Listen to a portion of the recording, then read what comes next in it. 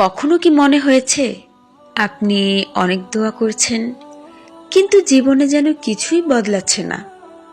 কেন জানেন? কারণ আল্লাহ অনেক সময় দোয়া কবুল করার সময় অলক্ষ্যে নিয়ামত দিয়ে দেন, যা আমরা দেখতে পাই না। আজ আপনাকে সেই 7টি নিয়ামত বলবো, যা দেখলে বুঝবেন আপনার দোয়া কবুল হচ্ছে, শুধু আপনি টের পাচ্ছেন না। আল্লাহু আল্লাহু আল্লাহু আল্লাহ।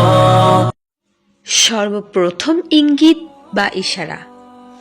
আল্লাহ আপনার হৃদয়কে ধীরে ধীরে নরম করে দেন। যে হৃদয় আগে কঠিন ছিল, নামাজে কান্না আসতো না, আল্লাহর কথা শুনলে মন নড়তো না, হঠাৎ দেখবেন হৃদয়টা ভেঙে পড়ছে, নরম হয়ে যাচ্ছে। এটাই প্রথম সংকেত আল্লাহ আপনার দোয়া শুনছেন। দ্বিতীয় ইশারা, হারাম থেকে দূরে সরিয়ে দেন। আপনি চাইলেও ফিরে যেতে পারেন না।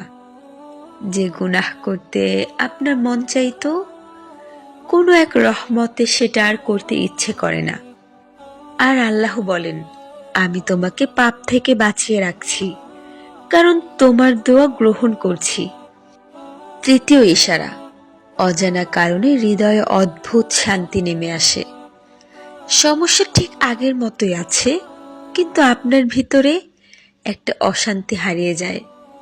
এটা হলো আল্লাহর পক্ষ থেকে সাকিনা, যা শুধু সেই বান্দাকে দেওয়া হয় যার দোয়া কবুলের পথে থাকে।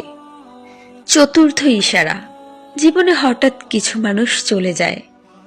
আপনি কষ্ট পান, ভাবেন কেন এমন হলো, কিন্তু আপনি জানেন না আল্লাহ আপনার দোয়া কবুল করতে ক্ষতিকর মানুষদেরকে সরিয়ে দিচ্ছেন। কারণ সব নিয়ামত যোগ করে হয় না, কিছু নিয়ামত আসে কাটিয়ে দিয়ে। পঞ্চম ইশারা, নতুন দরজা খুলে যাওয়ার আগে পুরনো দরজা বন্ধ হয়ে যায়।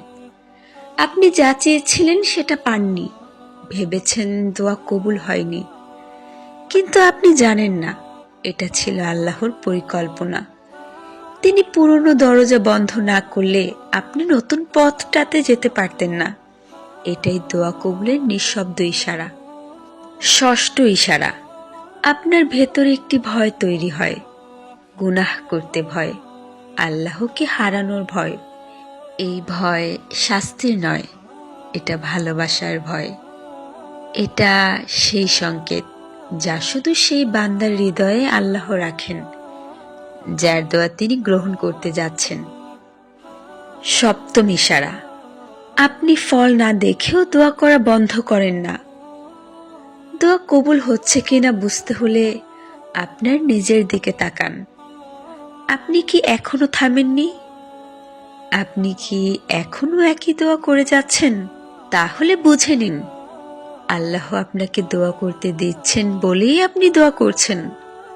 এটাই সর্বশেষ ও সবচেয়ে শক্তিশালী সংকেত। প্রতিটি সংকেতে আপনাকে বোঝায় আপনি একা নন। আল্লাহ আপনার প্রতিটি দোয়া শুনছেন এবং এক এক করে কবুল করছেন।